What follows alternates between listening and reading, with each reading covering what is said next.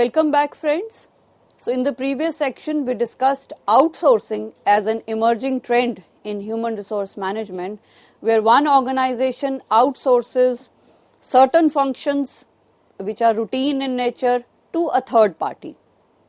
So it has its advantages as well as its disadvantages. So a keen eye has to be kept while outsourcing your functions. So the next emerging trend that we are going to discuss now is green human resource management, or the green HRM. With greater awareness on sustainable development in the area of environment management, green HRM has recently got special attention in contemporary research.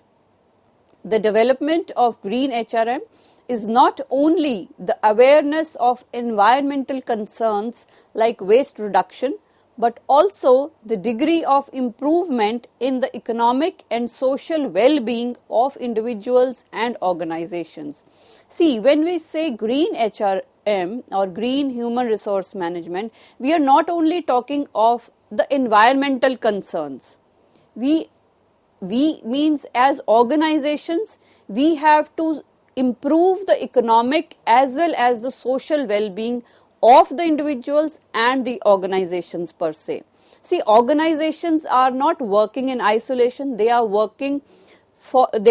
driving resources from the society, from the environment, the air, the water, the soil, even the people. These are the resources that an organization is using while performing its businesses. So it is the duty of the organizations to behave in a responsible manner and not exploit the natural resources. So what is green HRM? Green HRM refers to all the activities that are involved in the acquisition, selection, training, development, reward, implementation and the ongoing maintenance of the system that aims to make a green employee. So a green employee is an employee who has the awareness to be responsible towards the environment and behave in a responsible manner. So some green HRM functions that we are going to study. Let's begin with green recruitment and selection. So what is green recruitment and selection? It is an innovative idea through which companies leverage their environmental stance, using it as an important strategy for recruitment. It is defined as the process of hiring individuals with knowledge, skills, approaches and behaviors that identify with the environmental management systems within an organization. So here the organization has its own environmental management system and they are looking for people who can adjust, who can understand and be aware of those environmental management systems, and the hiring of such people is done in the green recruitment. So increasingly we can see that the green job descriptions with environmental aspects are now being included for employees within the recruitment agendas, and recruiting candidates with green bent of mind makes it easy for firms to induct professionals who are aware of these sustainable processes and are already familiar with the basics like recycling, conservation and creating a more reasonable world. With a view to meeting the growing needs in the areas of renewable energy, climate change and sustainable development, green recruitment is required. So firms are now beginning to recognize the fact that gaining reputation as green is an effective way to attract new talent. So a lot of research has been done by researchers and by consultancies, and they say that today's millennials and Gen Z employees, they want to work for organizations that are green. They want to work for organizations who are environment friendly, who are not exploiting the resources of the environment. For example, Google and Timberland, they have made concerted efforts in portraying themselves as environment friendly organizations that supports environmental issues. And we all know that today's workforce or today's graduates or people who are looking for jobs are dying to get into a company like Google. So by being environment friendly, by being a green organization, you can attract a good amount of talent. So how it can be done? How green recruitment is done? It is done by designing some job portals for employees so that employees do not have to drive to your organization. Through job portals, easily they can apply. Resume scanners can be used. Use of telephonic interview, again, not only for applying for a job, even for interview, the commuter or the candidate doesn't have to drive to reach your organization and appear for an interview. So that saves on fuel. So use of telephonic interviews, online or Skype video interviews or e-recruiting softwares can be used. So German firms such as Siemens, BASF, Bayer and Mannesmann, they use environmental activities and a green image to attract their high quality staff. The second function of HRM that can be done in a green manner is the green training and development. So performance of any organization is directly associated with the training and development that is undertaken by its employees, and we all understand the need of training and development. But in order to increase the environmental awareness, the employees are trained to develop green commuting habits, switching off the electrical and electronic appliances during tea breaks and lunch times. So you must have seen and we usually witness that at times people have a very casual attitude. They move out of their cabin, they move out of their room, but they do not switch off their lights or their air conditions for that matter.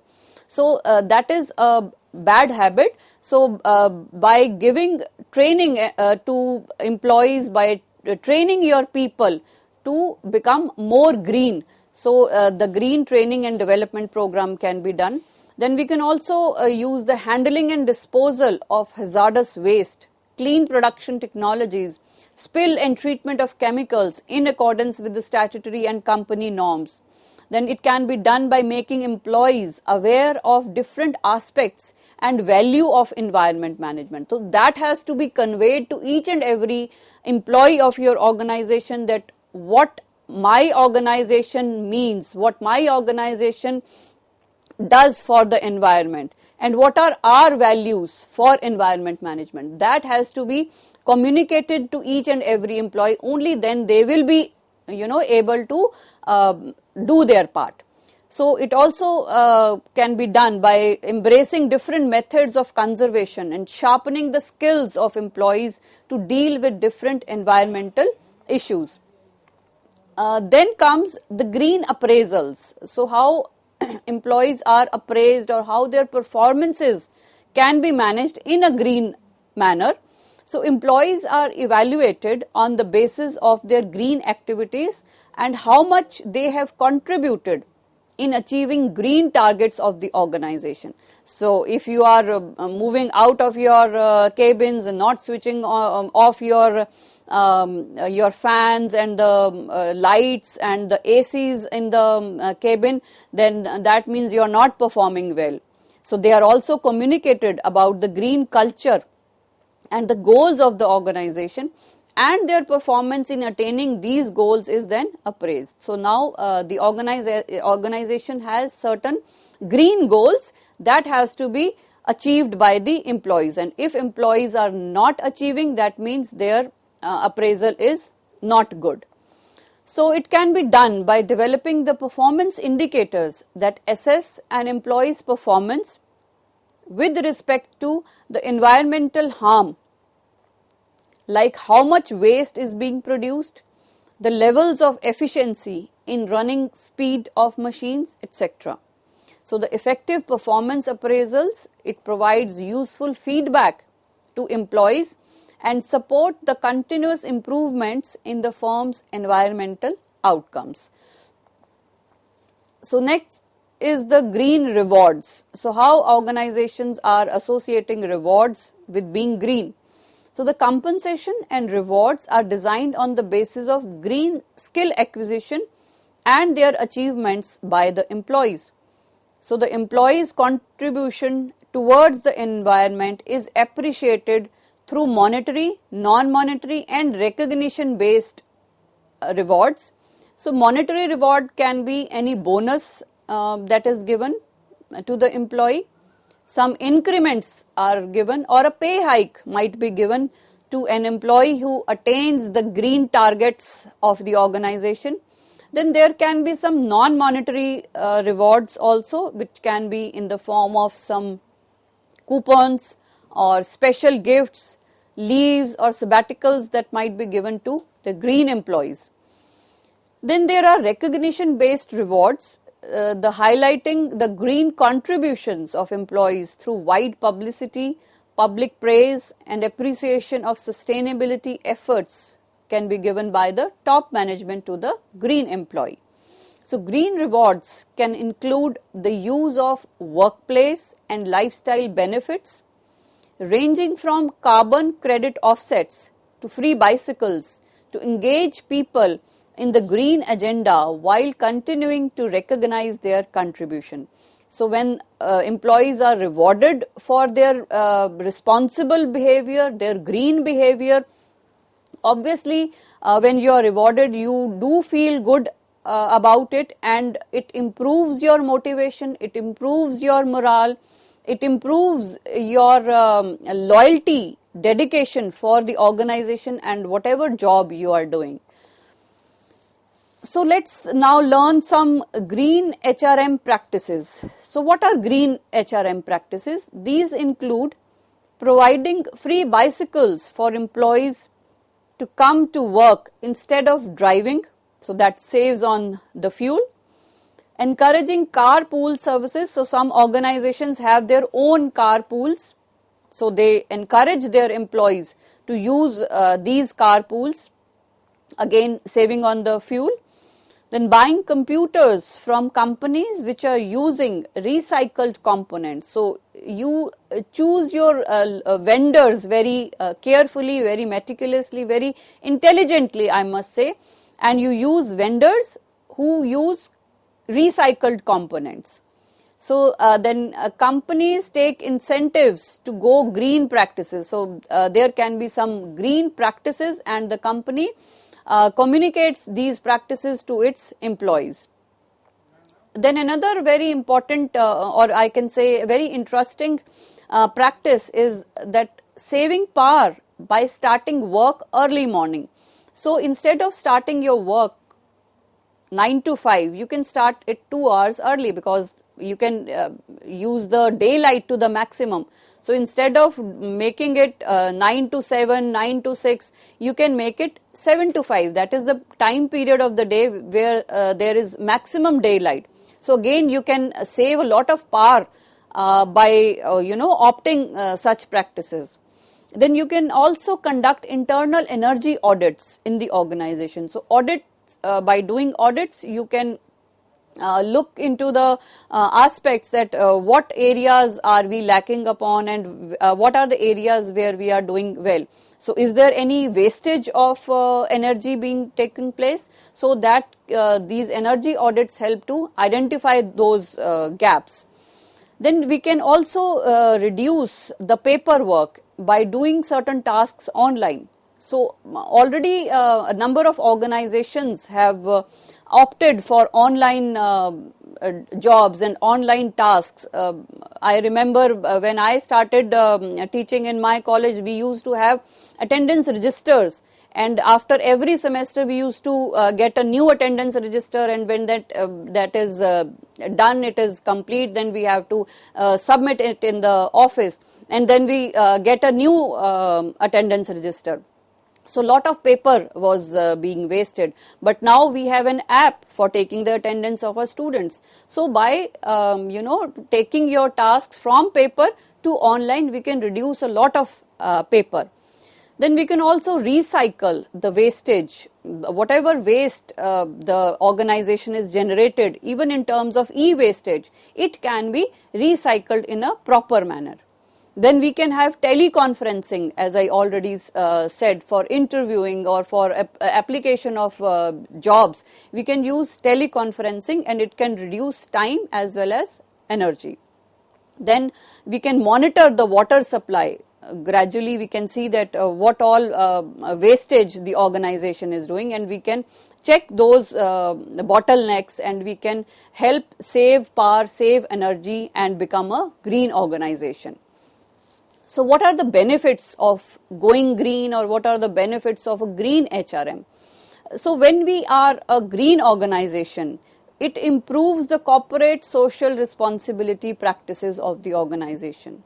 It also helps with employee retention, and it reduces the labor turnover. As I already said, that employees love to work for organizations that are doing their bit for the environment, because we all are aware that the planet, the resources on these planets are depleting gradually, and we have to work for it, right? So organizations are exploiting at times, they do exploit the resources, but if an organization tries to work in a socially responsible manner, environmentally responsible manner, then I'm sure every employee would love to stay in such an organization.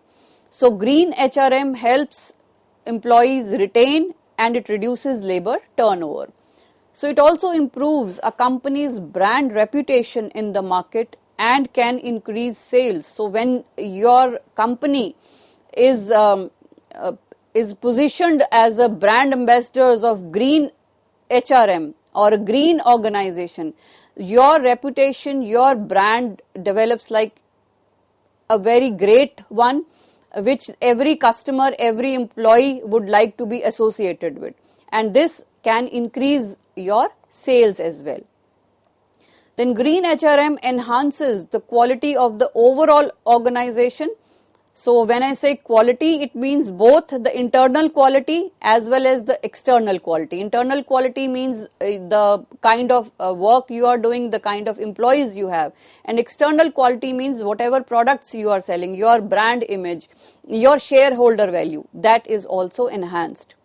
Then by creating an environment which helps in enormous operational savings by reducing their carbon footprint. So by being green, you are reducing the carbon footprint of your organization.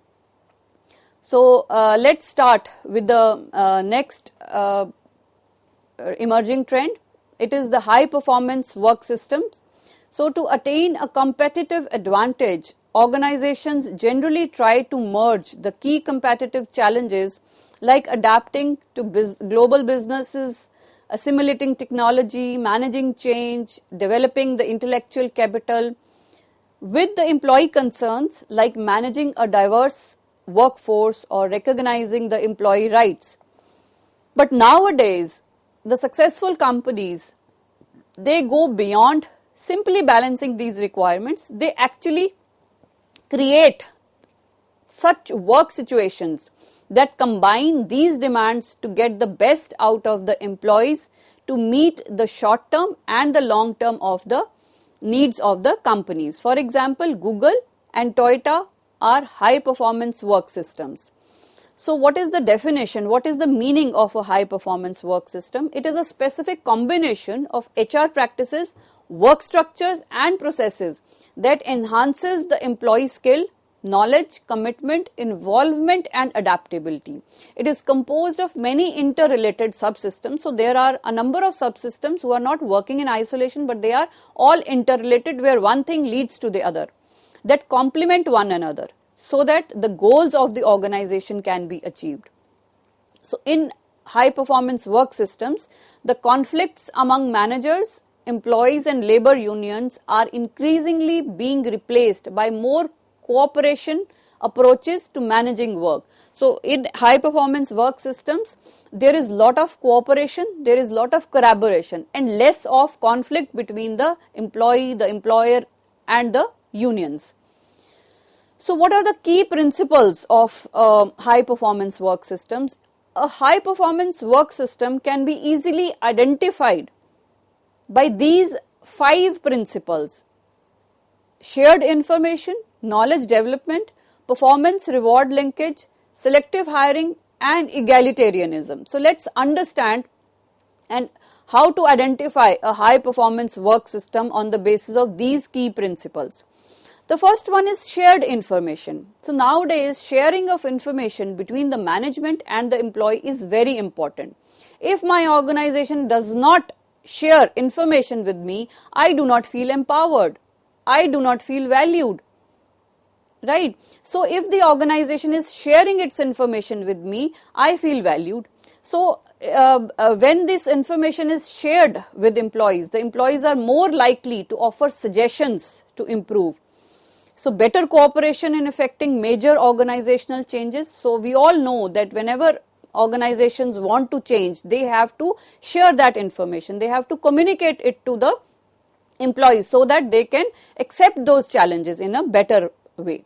But if that information is not shared, people are always resistant to change. So in a high performance work systems, this information is shared so that there is a better cooperation. So these employees feel more committed to anything new, any change, any new course of action. So there is a shift from the mentality of command and control to focus on employee commitment. So when there is shared information, I feel that I am not being controlled. Instead, I am a part of the organization, and the relationship between the management and the employees improves, and the employees are willing to work and contribute more to attain the organizational goals when there is a shared information. The second one being knowledge development. So it takes place through activities like providing opportunities to all employees to enhance their knowledge, training them on the technical problem solving and interpersonal skills, and using innovative approaches to solve the real problems. Then the third aspect or the third principle of a high performance work systems is performance reward linkage. So there is a linkage between the performance and the reward. If I know that my performance will be rewarded, obviously I'll work in a better way, I'll work more, I'll work in an efficient manner. So it has been found that when rewards are connected to performance, employees pursue outcomes that are mutually benefit to themselves and the organization. So if I know my performance is being rewarded, so I will not only think of myself, I will not only think of attaining my goals, but I will also think of the goals of the organization. Anything that is beneficial not only to me but to my organization as well. So this ensures fairness and tends to focus employees on the organization. So when I am myself motivated to focus on the organization, I will need less of supervision, and it makes people to go out of the way to help their co-workers. Then another key principle of a high performance work system is selective hiring. Very interesting concept. So we normally what organizations do is we hire the best academic people with best percentages, this reward, that reward, and we all organizations run for such people. But in a high performance work systems, we do selective hiring, where hiring to fit requirements of the job makes more sense than simply hiring candidates with best academic achievements. So we have to identify the attributes like character. Character is not, you don't get a certificate of character. You don't get a certificate of a person who is respectful, who is service oriented, who wants to work for the organization. Dedication doesn't come on any certificate that can be given by any university. So we have to identify such attributes in people so that they can perform better. So here I would like to give an example of an enterprise rent-a-car. This is a car rental company in the United States, and it successfully used selective hiring, and it identified people from half of the college class. So the half of the college class was the one that were A graders or academic achievers, but they identified people. Now by people means people who were good in, they were good in interpersonal skills, communication skills. So their focus on hiring formal college athletes, even society members with excellent interpersonal skills, it helped the enterprise succeed in creating excellent customer reputation, and it also helped the company on a top position in car rental industry. So that is the power of selective hiring. The next is egalitarianism. So in this environment where everyone is treated alike as a team, so there is status and power difference. So the status and power difference is eliminated in an egalitarianism approach. More of collaboration and teamwork. So there are no, special lunch or some cafeterias for the top management and for other workers. So that barriers are eliminated. There is greater productivity, employee loyalty, empowered employees with more control and influence over decision making. That is the egalitarianism key principle of a high performance work system. I also like to quote here the two co-founders of Kingston Technology, the largest independent producer of DRAM memory modules for personal computers in the world. They typify the reduction of status barriers in their highly successful and profitable company by working in open cubicles and not having private secretaries. So they work in open cubicles where the rest of the employees are working. So here the barrier between the management, the ones who are powerful and the ones who are routine employees, is eliminated, and they don't even have their private secretaries. So what are the benefits of a high performance work system? Well, the employees have their voice to air their issues and suggestions. So I have a voice if I am working in a high performance work system. I can share my issues, I can share my suggestions. Then there is effective employee training for maximum motivation. Employees are motivated, committed to a company's success. This creates a high trust partnership with employees, building commitment, promotes a culture where employees are happy and they can go an extra mile, put in discretionary efforts, are more engaged while doing their jobs. So such employees enjoy a better level of compensation than their competitors. These employees are trusted with key business information, and when we share information, we develop trust, and trust is very important for both the employee and employer relationship. So when that relationship is good, the productivity will obviously be better. So it improves the organizational productivity and efficiency. So friends, today we discussed of the three emerging trends in the field of human resource management. We discussed of outsourcing, we discussed of green human resource management, and we also discussed of high performance work systems, and all these trends are very interesting to learn. So we'll be continuing with the emerging trends in the next lecture. Thank you so much.